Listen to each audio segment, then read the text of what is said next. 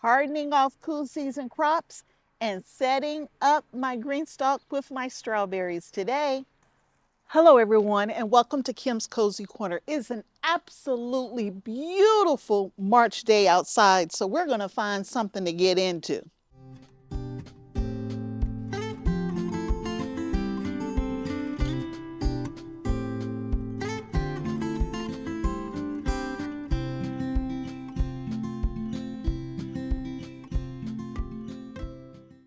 I am less than 24 hours away from leaving for another trip, and I'm going to be gone for a week. And the weather is supposed to be absolutely gorgeous, and I do mean gorgeous, for the next week. But I'm not going to be here. So I want to try to use today to get some things done outside. Maybe we'll work on strawberries or something. And with it being such a great week outdoors, I think I'm going to start hardening off some of my cool season crops because I'm just a couple of weeks from being able to put those in the ground. So let's find out what we get into. Let's see how much we get done, but we're going to get started. I'm sitting on top of all of my happy frog, and I am happy about my happy frog. Usually when I buy happy frog online, I am looking at almost $35 a bag. Rural King, which is it's kind of like a farm store, kind of like Tractor Supply in my local area. I've only seen it in the Midwest. I've seen it in Ohio. I've seen it in Indiana. I think it's in Alabama, but it's usually in rural areas. And they got Happy Frog on sale for $17.99 a bag. Y'all, that's half price. Any way you look at it, Happy Frog is on sale for half price right now. So I got a bag or two. And y'all, I don't think I needed all of this, but for the price, I couldn't beat it. So I got 20 bags of Happy Frog so that I can put in my pots and top off my beds and all of that kind of good stuff. But that's not what we're going to do today. We are going to look at our fruit trees. I think they're ready to bloom, some of them actually. And then we are going to get over to those strawberries next. I may be outside, but I do want you to know that it is wet out here, and I do mean wet. So if the wind wasn't blowing, I wouldn't even need long sleeves, but since the wind's blowing, I got long sleeves on. But let's start by looking at these peach trees. Last year was the first year my peach trees actually produced. They had beautiful blooms on them last year, and I think they're just a few weeks out from blooming. So these are Reliance peach trees, and this is my biggest one. I think I got almost 8 pounds of peaches off of this thing last year. And I mean, it's budding up a little bit there. And next week, with it being 70 degrees for almost a week, I might start seeing some blooms come in here. And there's another one right beside it. And I put that one in the ground first, but that one is doing the best. But we had peaches on that one as well last year. Not as many, but we did get peaches on this one too. Like I said, it's a little windy out here, but we are going to get something done while we're out here. Got to enjoy this nice weather that I'm going to miss next week. Right here, I have 3 apple trees. I have a Gala, a Fuji, and a Sundance apple tree over in this space here. And last year, I think I got 3 apples. Only one of them was edible. But this year, I'm sure I'm going to get apples. Now, my apple trees bloom much later than my peach trees, but they're looking good. I did all of the trimming and cutting back of those already, so those are already good to go. Now, before I get over to the little orchard over there where we're really going to do our work, I want to show you something. I'm concerned, y'all. I think I got a rodent living in my bed right here. As I've looked at my cameras from motion in my garden, and yes, I have cameras everywhere, I noticed a raccoon that likes to hang out back here. And I'm worried, and you might not be able to see it, but I have these massive holes that have been dug out in this bed here. Big, big, big holes. And every night a raccoon comes out and it comes over to this space right here. Y'all think there's a raccoon in there? Because if it is, it's got to go. And if it jumped out right now, y'all have a heart attack. But I got to see what's going on in this bed. But not today. That's for another day. We'll worry about that raccoon or whatever's in there later. Let's move on over to the orchard area and stay away from over there. Over here, I have my grapevines. And I've gotten grapes now for 2 seasons, so this will be the 3rd season that we'll be getting grapes from over there. And there are strawberries in the front. And I don't think I thought this through. This is my, what is it, pink lemonade blueberry bush. And I don't think I thought this through. I don't know why I thought this would be good to put on the edge of my bed last year when I redesigned my garden. And now I'm thinking, that was such a horrible idea because I'm going to have stuff shorter than this bush trying to grow behind it. And the sun is that way. So I plan to take this bush out and I might put it just to the side of the bed over there in a pot. And then that way it'll make a wall so nothing can come through here. And it'll have a pot and plenty of room to stretch out and grow without blocking the sun from the rest of this bed. So I'm going to do that for both of these. That's if this even survived. I don't know if that even survived or not. But I'm going to move all of these blueberry bushes and put them in pots. I think that's the way to go. I definitely think that's the way to go. I don't want to block anything. So that's the blueberries. Legacy blueberries over here. These are Legacy. And this is a pink lemonade blueberry. And I have gotten blueberries on my blueberry bushes before. Not a whole lot, but I didn't realize that I really like the taste of blueberries. So I'm hoping I can get more blueberries this year so I don't have to buy them from the grocery store. Not that I really bought that many, but a blueberry muffin, wouldn't that be delicious? All right, let's get on over here. So this is my orchard area. I have on the edges of this side here, I have more peach trees. I'll pick up the camera and I'll show it to you, but I got 3 peach trees over here and I have 2 apple trees in the back. And I'm gonna have strawberries when I ever put all of these back together to see if any of them survive the winter. I do see a little green in there, but I see more brown than green. So we're gonna have to take a look at the strawberries, put these back together, and hopefully we'll have strawberries in a couple of months. But let me show you the trees in this space first. So this is a red skin peach tree. I just planted it last year. I am not expecting peaches on there, but y'all look at that. There's some nice limbs on this tree here. So who knows? I might get a peach or 2. I'm not expecting it. If I get some, that will be a blessing. Same thing with this one over here. It's a red skin peach tree. So I have 3 Reliance and 2 red skin peach trees. When it comes to my apple trees, I have no 2 that are alike. This right here is a Honey Crisp apple tree.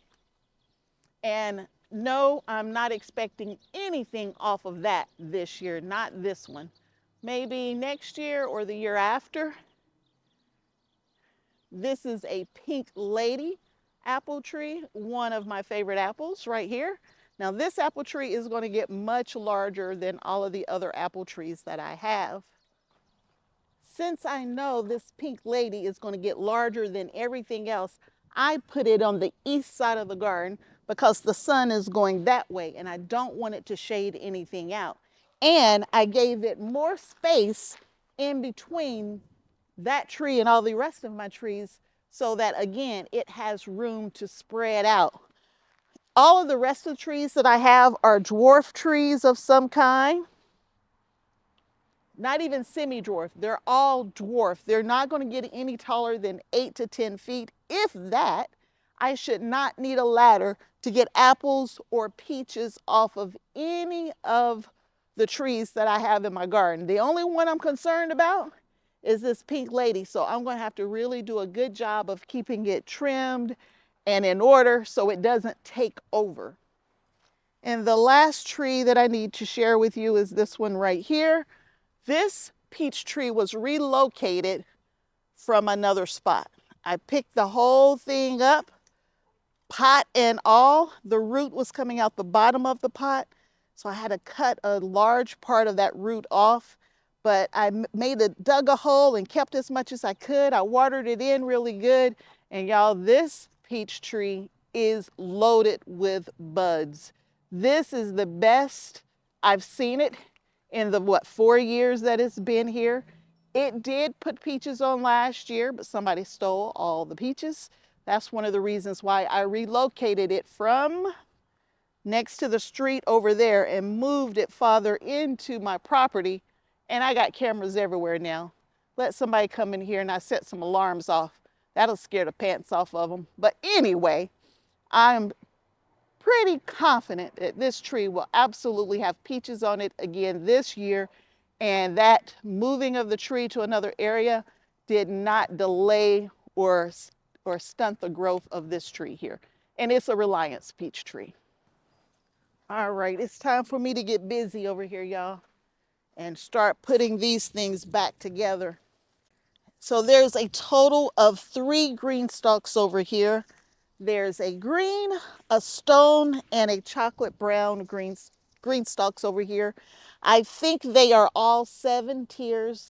And I am on pretty even soil, but it gets wet out here, y'all. Anywhere where I have my green stalks set up that I didn't put some kind of solid block underneath, the ground gets wet and it starts tilting and leaning and everything. So I am putting something very solid underneath so that it can stay level.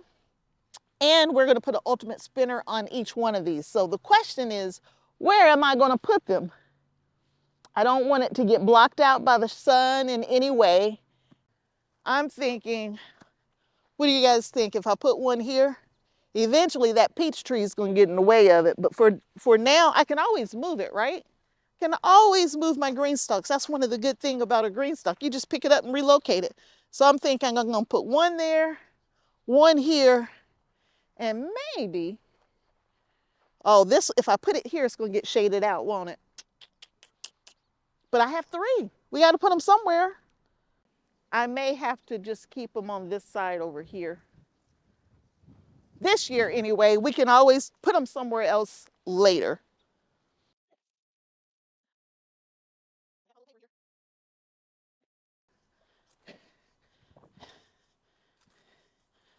All right, we're gonna put one here. Not exactly there, but on this side. So let's talk about how we're gonna clean them up first. To clean this up, I'm going to get all of the dried leaves off, kind of just throw them down, and I'm gonna sweep my fabric so that I don't get growth on top of the fabric. Like there's nothing on this side at all. I'm just going to put a little bit of fertilizer at each pocket.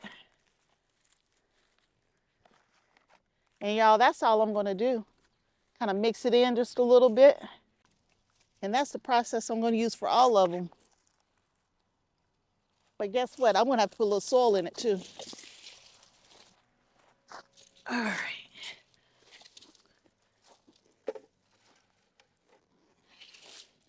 I need to make sure that my holes are not clogged up.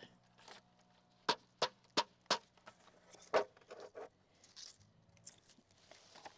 the bottom tier on. And I'm not going to be able to put it all the way together because I've put my gray disc somewhere.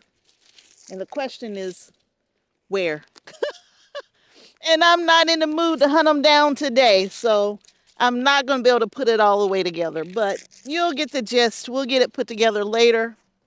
I put my fertilizer in this one. I am going to go ahead and top them off with my Happy Frog. And they don't need a lot. They don't need a lot at all, but give them some fresh Happy Frog and make them happy. What kind is this one? This is an Ozark Beauty. I'm surprised I still got a tag.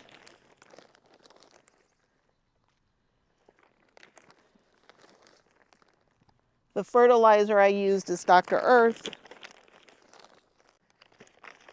Next week with that warm weather, it's going to get very happy over here. It should anyway. Fertilizer's in, some fresh potting soil's in.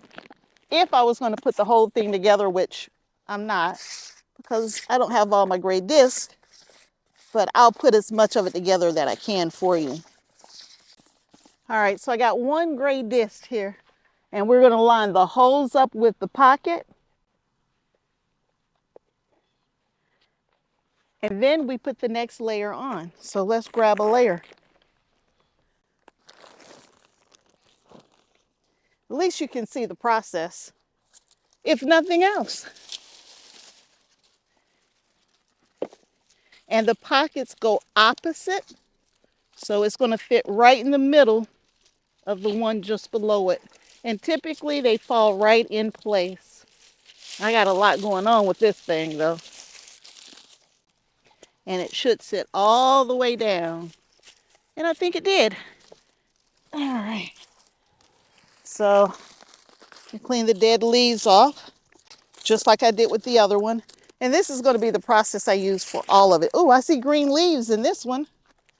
All right, so I know some of these are definitely going to come back. And anything that doesn't come back, we will find a runner and we will grab a runner up and fill those pockets in as runners come in. This is looking good, better than I expected. A little fertilizer at each pocket. Last year, we had a horrible spring, or should I say we didn't have spring. We had a day of spring, and then we went straight to summer. So we didn't get many strawberries, even though I increased my strawberry areas, like I doubled it. I mean, I went all in and tried to get more strawberries, and the weather said we're going to be 90 degrees in April, which is unheard of around here. And then when I got to August, it wanted to be 70. So let's mix this in, jumpstart these strawberries. Strawberries are perennials. They should come back every year, even in my zone. They can handle cool weather. They actually like the cooler weather. They don't like hot weather. There are two different types of strawberries. There are June bearing and ever bearing. June bearing puts all of the strawberries on pretty much at the same time, within a month or so, and usually it's around June. And then it doesn't put anything on the rest of the year, maybe one or two here or there, but for the most part, it stops producing. And then ever-bearing strawberries gives you fruit all season long. Not a whole bunch at any one given time, just a little bit all season long. Now, when it's 90 degrees, it's not going to give you anything. It's just trying to survive. But when it cools back down, you can be getting strawberries clear into the fall. I grow ever-bearing strawberries. I prefer to have a little bit at one time, or a little bit all season long versus all of them at one time. And where I live, strawberries are grown commercially, and we have what's called a strawberry festival. And so if I needed to get a whole bunch of strawberries at one time, I can locally go and get those strawberries during the strawberry festival to make my strawberry jams and things of that nature. The strawberries I grow, I'm trying to grow for fresh eating just so I can enjoy them and not buy the stuff at the grocery store. All right, that's 2 tiers down. Maybe I can find enough gray disc and I can put one whole GreenStalk vertical planter together for you. Try to get my little assembly line going.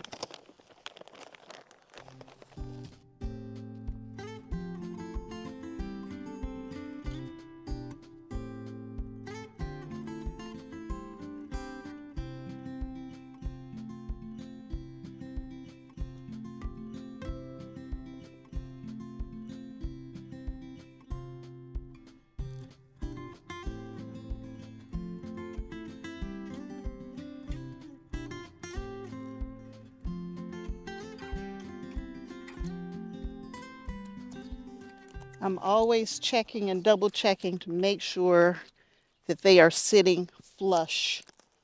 Because the last thing you want is for them not to be flush, and then you have an issue down the road and you have to take the whole thing down. This is our last tier right here.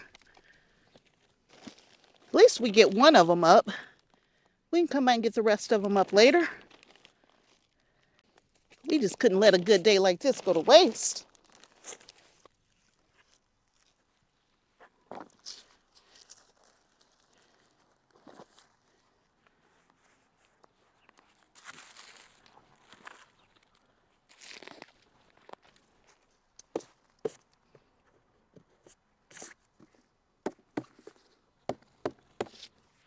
And there we go. For the top, it's a bigger watering piece. And it's on there, y'all. This is going to bring us in some strawberries. But you get the idea. This will be one of our strawberry towers. We'll be able to rotate it around. Well, I got one GreenStalk done. And I have a total of 13 in all. So that's only 12 to go for my outdoor garden. But one is completely done, it's ready to go. So GreenStalk has introduced a new lid. This is the old style lid right here. And you can water from this piece right here. Or if you have the self-watering system, you need this lid for that self-watering system. But if you are going to be hand watering your GreenStalk, like I am, I'm going to be hand watering. They got this new beautiful lid right here where you can open it, water in a much bigger hole here, and then you can close it and still keep that debris out. And they got a little bitty bee on the top of it for you, but it fits just like the old lids, sits right on top. And when you want to water, just open it up, water, and when you get done, close it, and you never have to take the lid off. I used to take the other lid off just to water it because it was too hard to water. So I would lift it, water, and then trying to put the lid back on, it was just too much work. So I love this new design with the little leaf on top, and I will be purchasing this one for all of the rest of my GreenStalks versus using the solid lid. But that's one strawberry vertical planter down, 2 to go, and 10 more vertical planters throughout the garden with many, many different things. There'll be a few more of those coming real soon. But let's go get some of those transplants and get them outside and start hardening them off.